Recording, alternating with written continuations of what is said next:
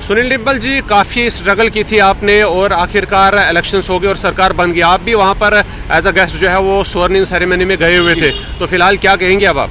जी, बड़ी खुशी की बात है और आज पूरा जम्मू कश्मीर और चिनाब वैली पीर पंजाल राहत की महसूस कर रहा है।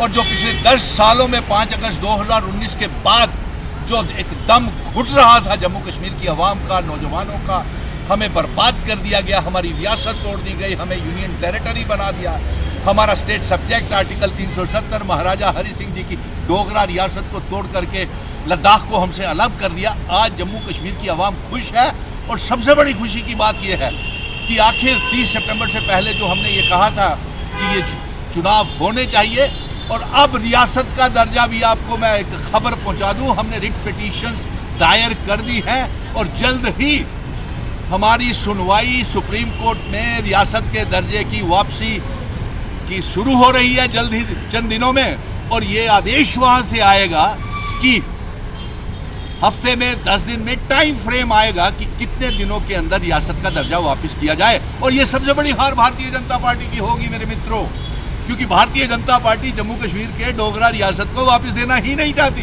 महाराजा हरि सिंह जी की रियासत वापस देना ही नहीं चाहती, हमारे हिंदू मुस्लिम सिख ईसाई गुज्जर बकरवाल चिनाब वैली पीर पंजाल पहाड़ी लोगों की रियासत वापस नहीं देना चाहती, आर्टिकल 370 वापस नहीं देना चाहती। और जिन शर्तों के ऊपर जो स्टेट सब्जेक्ट हमारे महाराजा जी ने हमको दिया था, जिन शर्तों के ऊपर इल्हाक हुआ था, वो असेशन दिन तो मनाते हैं, लेकिन भारतीय जनता पार्टी ने तमाम वो जो शर्तें थी वो 5 अगस्त 2019 को तोड़ दी।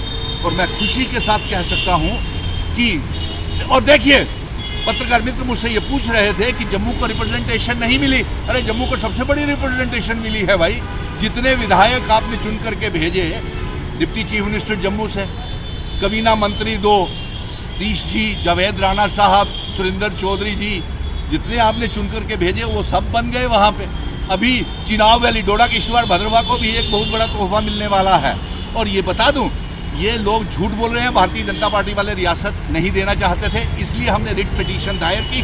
370 की भी लार्जर बेंच की क्यूरेटिव पिटीशन हम दायर करने जा रहे हैं। जो वादा हमारा है वो वादा कायम रहेगा। नंबर 2, हम ये रुकने वाले नहीं हैं, ये वादा। और साथ में सबसे बड़ा वादा जो हमने लोगों के साथ किया हुआ है कि दरबार मूव शुरू किया जाए, वो वादा भी पूरा होगा। और इसके साथ साथ जो हमने PHE, PDD, PWD के डेली वेजर, रहबरे खेल, जंगलात, सेहत, SPOs, विलेज डिफेंस कमेटीज के मेंबर, लैंड डोनर्स और होम गार्ड्स के साथ जो वादा किया फायर एंड इमरजेंसी को, उनको पक्का किया जाएगा। और साथ में बीजेपी वाले क्या बोलते हैं, देखिए 29 विधायक इनके बना दिए। दरबार मूव कब रेस्टोर किया जाएगा?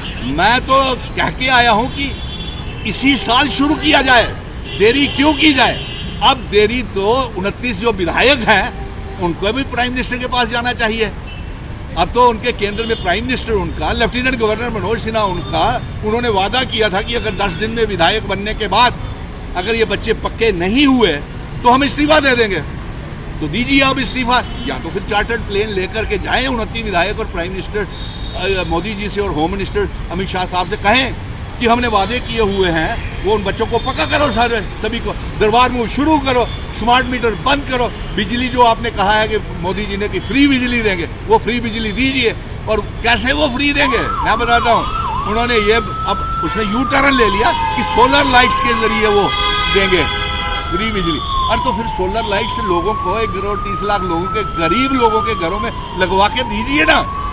और अब तो ये नेशनल कॉन्फ्रेंस ने भी 200 यूनिट फ्री देने का वादा किया है, तो वो देगी? वो मिलेगी। वो आप मेरी डॉक्टर फारूक अब्दुल्ला साहब से, उमर अब्दुल्ला साहब से और तमाम ये डेली वेजर्स वगैरह पक्का करना, दरबार मूव, फ्री बिजली, जो भी मैनिफेस्टो में है ये पूरा होगा। और सबसे बड़ी बात, भारतीय जनता पार्टी अभी भी रियासत देना नहीं चाहती और ये अभी भी रिलीजन और रीजन के नाम के ऊपर सियासत कर रही है। देखिए, अब ये कहते हैं कि सही समय आने के ऊपर रियासत दी जाएगी। इससे बढ़िया सही समय कब आएगा कि सरकार बन गई, असेंबली के चुनाव हो गए, पार्लियामेंट के चुनाव भारी बहुमत से हो गए, तो अप्रोप्रिएट समय का। और इनके डोडा किश्तवाड़ में चिनाब वैली के नेता और रविंदर रैना और जो इनके हाल चौधरी जुल्फकार, वो कहते हैं उसको अलग यूनियन टेरिटरी बनाया जाए, जम्मू को अलग स्टेट बनाने की मांग ये पैदा कर रहे हैं। हम जम्मू को अलग कश्मीर को अलग नहीं होने देंगे। अलबत्ता हम जम्मू कश्मीर, लद्दाख, पीओके, गिलगिट बल्टिस्तान को जम्मू कश्मीर रियासत का हिस्सा बनाने देंगे और इनकी साजिशें तमाम नाकाम करेंगे।